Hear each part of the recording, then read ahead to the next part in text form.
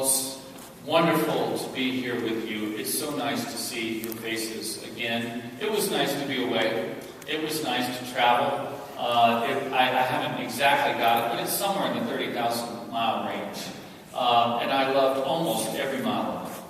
I'm still kind of coming back. Father Brooks is coming back one piece at a time. He'll be back in a couple of weeks fully. But still some re-entry and trying to just come back and bring the sabbatical with me. So that it's a benefit to all of us and not just to me and my family. But I do want to say thank you again. I said it last week. I'll say it probably repeatedly. What a great gift for a congregation to give a pastor. And I deeply appreciate it. And we were deeply nourished by it. I want to say thank you to everybody that worked so hard to make it a reality. And there's so many of you here, so thank you so much. I want to tell you that part of the sabbatical was to do things differently. I blogged, and I'm still blogging, trying desperately to finish and put some good pictures up for you. I've enjoyed writing. It's the first time I've spoken, actually, other than last week, in over 3 months. So I was on the iPad quite a bit and was trying to learn how to be adept. I'm not on Facebook. I don't tweet. I don't have time for any of that. But I really want to be better on the internet. So hanging out with my kids and also our nephews and nieces and some friends of mine who are rather geekish, I got to see things I've never really seen before on the internet. There's a great YouTube video. If you are married, I highly recommend it. I won't tell you the title because it'll spoil it, but it does give us a nice theme for the readings today. A young man and woman are sitting on a couch, a couple, having a conversation. And there's a very tight shot of the woman's face as it opens. And she says, there's this pressure. I feel this pressure, and it's right here in my head. And it never goes away. I just don't know if it's ever going to go away. And then the camera turns and shows the man's face. And he's totally confused. And he has one of those really cynical looks that husbands get, that guys can get sometimes. He's just staring at the woman. He doesn't get it. And then the camera backs out a little bit. And you see, driven right into her forehead, a very large nail. And she says, it's this pain, and it's right here, and I don't know if it's ever going to stop, and I don't know what to do about it. And the man said, I know what to do about it. We can fix that. And she says, it's not about the nail. She said, stop trying to fix it. And he said, no, I think you'd be better off. She said, I need you to just listen to me. And he said, no, I don't think that's what you need. Actually, I think what you need, if we got that nail out. And she said, you always do this. You always try to fix it, when all I need you to do is listen. He goes, okay. So she keeps talking for a few more sentences, and he's just totally befuddled. And he finally looks at her and he says, and boy, do I know this tone of voice. That sounds really hard. And she says, it is. Oh, thank you.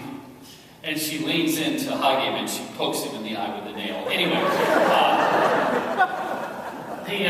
the clip is called It's Not About the Nail.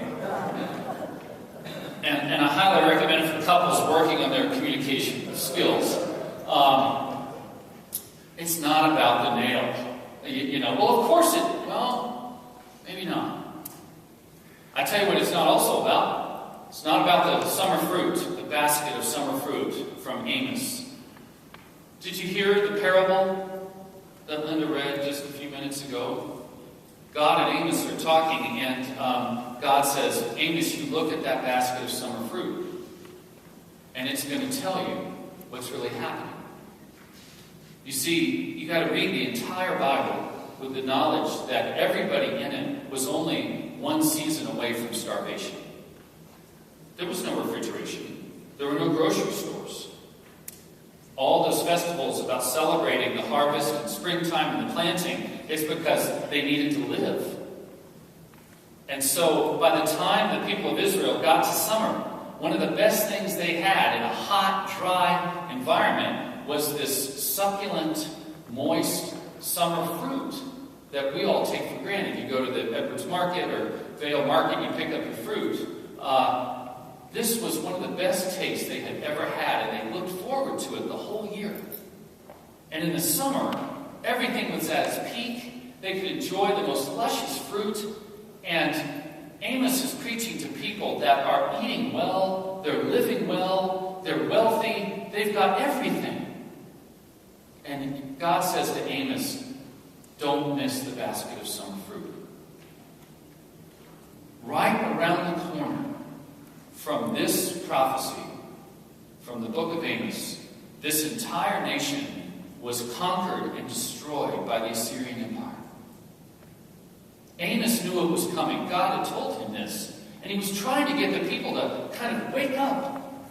It's not about the fruit. Amos said, don't be distracted. He was looking around at people. I don't know if you can relate to this. They were running into worship to run out and check their stock quotes. They just couldn't wait for Sabbath to be over because they could open up the market and sell. And Amos says, you don't get it. God is judging that. That's not going to last. That way of living cannot last. It's not about the fruit. You have to pay attention and listen to me, and you're not listening. You're so distracted. Amos was telling the people. And I've sat with many people that just about when they're eating that summer fruit, by the way, isn't this whole valley built on that basket of summer fruit? Right? Everybody really loves that summer fruit. It's really great. Until things maybe start to come apart. When we start to look at that summer fruit, maybe it's not what we thought it was. And God says, I'm right here. Don't run out of worship to your next thing. This is where we need to be, body, mind, and spirit. To be ready for what's coming. So interesting. It's not about summer fruit. It's also not about all the other questions about religion. I had the privilege of sitting, as I told you last week, on top of the Tell, the little hill that once held the great city of Colossae, one of the strong trading cities of the ancient world in Anatolia, in ancient Turkey. I read the book of Colossians sitting on top of Colossae. It's totally unexcavated, sadly. And Paul is writing to a church that he's never visited. He's heard about them, but he knows who they are. They are people that are living in one of the great trading cities of antiquity. They had sailors and merchants and tradesmen, diplomats coming back and forth through their city. And they were introduced to every kind of spirituality you can possibly imagine. For the ladies, Isis was very popular in Colossae. The Egyptian deity Isis, she was good for fertility and healing and so forth. Some of the women were quite tempted to go on to Isis. Mithras for the guys. Mithras is my favorite all-time male religion. They baptized people into Mithras by taking a bull, digging a hole under the bull, putting the guy under the bull, and then gutting the bull and letting everything fall down on top of him. And the guy would come out. This reminds me of my Boy Scout troop. And the guy would come up out of the ground, and everyone would drink and have a wonderful party. I would kind of be a Mithras man myself. Dramatic, very graceful. There were all these different kinds of philosophies floating around Colossae. And Paul knew that those new Christians would be so distracted that they'd miss Jesus. So he writes them a letter to tell them about the man, about God, who they have just been baptized into. They were introduced to Jesus, but they did not know him well. And Paul's very concerned that they're so distracted by all these different voices and teachings and philosophies float around. And you know what Paul says to them? Jesus is the image of the invisible God. When you look at Jesus, you are looking at God. In him, everything that God had was poured into him. He's walking public truth. He is divinity itself. In him, all the fullness of God was pleased to dwell. Paul keeps on going. He's writing a little gospel in this letter. It's very short. And he's telling them, why did Jesus die? So we can be reconciled, so heaven and earth can come back together, so everything that was breached and broken and hurted can be healed, so we can be united with God forever. For people that were worried about death, there was a lot of death in Colossae, evidently. He said, Christ is in you now, the hope of glory. All these different religions teach about what happens when you die. Are you recycled? Do you hit the restart button? Are you someone's fertilizer? All this stuff. Paul said, there's something higher and better. Don't get distracted. It's about Jesus. Scott Green reminded us in our Bible study, the men's Bible study on Thursday. Eugene Peterson, the great pastor that translated the Bible, called The Message. Peterson's title for this section is Jesus Holds It All Together. All of it together. Heaven and earth, my life, your life, everything else. Don't get distracted. It's not about all those other voices. And now finally, let's go into the living room of two sisters in the Gospel of Luke. And let me just give you a little quiz. Who was performing absolutely correctly according to the rules of the first century when you hosted someone in your home? Who was doing everything right? Martha. Martha was doing everything right. Has anybody been to the Middle East and gone into a home? Ladies, I'm sorry to tell you, you don't sit down. Ever. It's amazingly patriarchal. The women serve the men. That's what they had seen since the time they were toddlers. Martha is doing exactly what she's supposed to be doing. Mary is breaking every rule they ever were taught. And Martha, quite correctly, says to Jesus, because in that society, you talk to the man, Lord, please straighten my sister. Has anybody ever prayed that? Please straighten my sister out. She is so dang lazy and wayward. I'm busting my hump over here, and I could use a little help. Now, I love Martha. Martha is responsible for the setting of the altar, the chairs, the coffee. Martha is great on the finance committee. Martha makes the trains run on time. Is there anybody here, and I would doubt you if you said no, that's not Martha?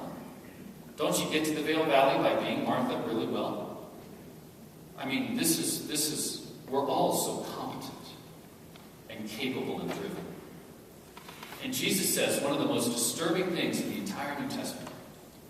He totally upends the world. And he says to Martha, you don't get it.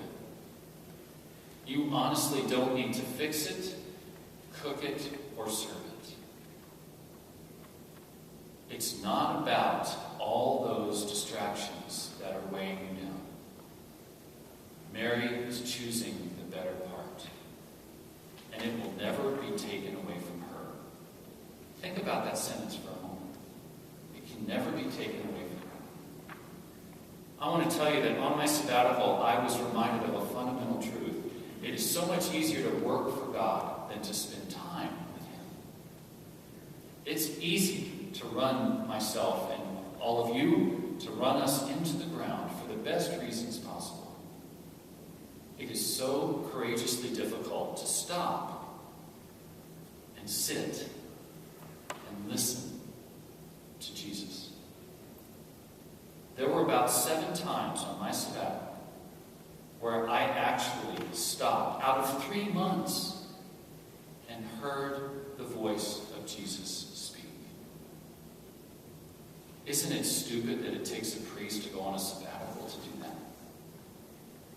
May I ask you, when was the last time you sat in the living room next to Mary and simply listened for the voice of Jesus. What does his voice sound like? Is it loud or soft? Is it comforting or challenging?